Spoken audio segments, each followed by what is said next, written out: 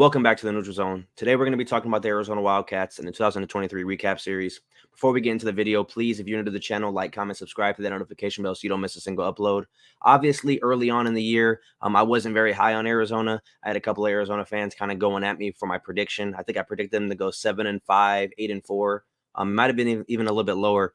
They obviously smashed that projection. Had a really good season. Proved me wrong, so I'll eat crow there. This is going to be kind of a weird recap, as I'm obviously doing this by myself. My dad was a little bit busy today, but I kind of wanted to get this out there.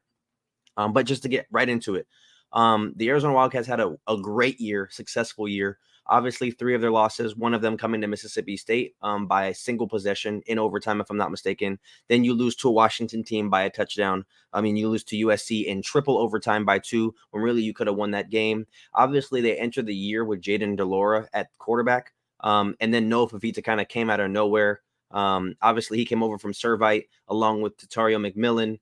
So he's a true freshman quarterback, kind of taking the reins of that Arizona offense. And boy, did he take the reins. We're talking about a guy who probably is going to come into next year leading the kind of discussion as far as player of the year in the Big 12. Obviously, you have Shedeur Sanders, you have a Cam Rising, and Travis Hunter.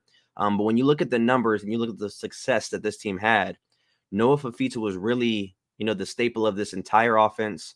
And kind of their future going forward. They obviously lost their coach in Jed Fish, who went to Washington to replace Kalen DeBoer. But I do think this team is going to be really good next year. The only knock I have for this program right now is the recruiting hasn't been very well. They're in a bottom half of recruiting as far as, the entirety of college football. Obviously, with their season this year and what they did this year, I do think that's going to change. But we just have to see that and have to see kind of the maturation of how good this team can actually be. I do want to pull up the schedule for next year just to kind of peek a little bit into the future and who they play and who I have them favored and who I have them underdog against. So they start off the year against New Mexico. I think that's going to be a win. Then you have Northern Arizona. I think that's a win as well. At Kansas State might be a tough game, but I do think they can win that game. Then they travel to Utah and go on the road and play against the Utes. I like Utah in that game. Again, Utah is my favorite to win the Big 12 this year, or next year, I should say.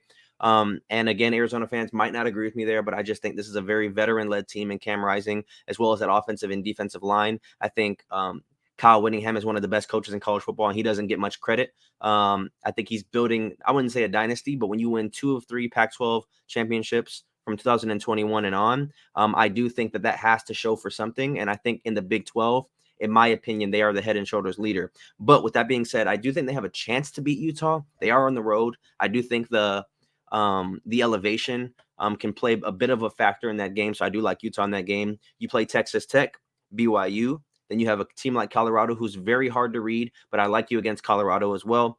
West Virginia, UCF, Houston, TCU, and Arizona State. So I would say off the top of my head, they may be underdogs in 2 of these 10 games. I'm going to give them underdogs to Kansas State and Utah just because they're on the road. But I do think they're going to be favored in the rest of these games. This year they ended up finishing 10-3 after the regular season and after the bowl game. I do think they're going to be right around the 10-win mark next year as well, maybe 9 wins. But I'm kind of interested. I'm interested to see where they go as far as bowl games, because I do think they're going to be able to compete for the Big 12 championship this year. Again, Utah is my favorite, but I do think they're going to be able to compete for the Big 12. I know it's wide open right now. You have Kansas State, you have Oklahoma State, who they don't play. You have a TCU, you have a Colorado who's still up and coming. But I think Arizona has to be a top 3 to 4 team when you're talking about contenders in the Big 12. There's no way that you cannot have Arizona in the top 3 to 4. And again, I will eat my crow. I did not think they were going to be that good of a team last year. I don't think anybody did outside of Arizona fans, but they showed up, they showed out. Now the question is, can you bounce back from losing your starting running back, from losing your best corner? Can you bounce back from losing your head coach? I just don't know if they're able to. Obviously, you retain Tatario McMillan as well as Noah Fafita. So I think that's a very big part. That's really the staple of their entire offense, that connection. They played high school ball together out in Servite in California. So I do think that having the core wide receiver and quarterback duo back, that you'll have a high chance to kind of retain that success offensively. But there's more to football. It's a team game. There's more to football than just the quarterback and the wide receiver position. So I don't know how far that can get you. Luckily, Oklahoma and Texas are gone. So I think the 2-headed monster historically out of the Big 12 is gone. So now you really just have to compete with the likes of Oklahoma State, Kansas State, and Utah. Again, I'm not going to throw Colorado in that conversation just yet because they still have, some progress and some room to improve there. But that team's going to be up and coming with Dion and company, as well as the transfer portal and recruiting process that they've kind of been showing while he's had his coaching tenure there. So it's going to be interesting. But again, I think Arizona had a hell of a season this past year. Hopefully recruiting kind of skyrockets after this successful 10-win season. Again, you lose 3 games by a total of less than 14, 15 points. That is monumental. Again, you lose to a USC team in triple overtime, and then you lose by 7 to the runner-ups in the national championship game, and then you lose to Mississippi State in double overtime, which is an SEC team, albeit a middle-of-the-road SEC team, but an SEC team nonetheless. I think if you would have won one of those games, I mean, you already finished number 11 in the final AP poll. You would have been in the top 8 or 9. And then hypothetically, if you would have beaten a USC and a Mississippi State, you're a one-loss Pac-12 team, and you would have been in the Pac-12 title game over an Oregon. So I'm not super high on Arizona heading into next year. But I see the optimism from fans. I see the potential, and I see the trajectory of where this program could go if they stay on that, that same path. Again, we have to see it on the field. We have to see, can this team still sustain this level of excellence? And when I say excellence, I mean 10 wins a year or even 8 or 9. I mean, we're not expecting this team to make a playoff run. But, I mean, if they win the Big 12, you have an automatic bid to get into the playoff.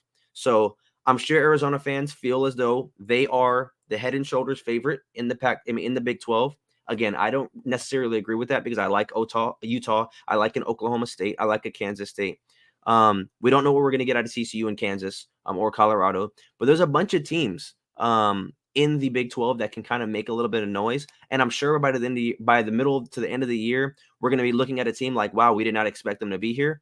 Kind of like how we did with Arizona this year in the Pac-12. I don't think anybody had them winning 10 games this year, unless you're an Arizona fan, which, again, that still shows a little bit of bias. If you genuinely had Arizona winning 10 games, that to me is crazy, but all power to you. But yeah, I mean, I'm very excited to see where this kind of program goes. Obviously, we named the kind of key games they have in Utah and Kansas State on the road this year. I think if they're able to win one of those games, I like them in every other game on their schedule. As of right now, again, a lot can change. We're in February right now, so a lot can change. But I do like how their roster is shaped. I do like kind of the path and the route they have to the Big 12 title game, which eventually could get you into the playoffs. So it's going to be very fun to see this team, and one of those teams where, again, I'm not a hater of Arizona. It's one of those teams where you kind of like seeing them, do good because they're not a powerhouse. They're not a blue blood.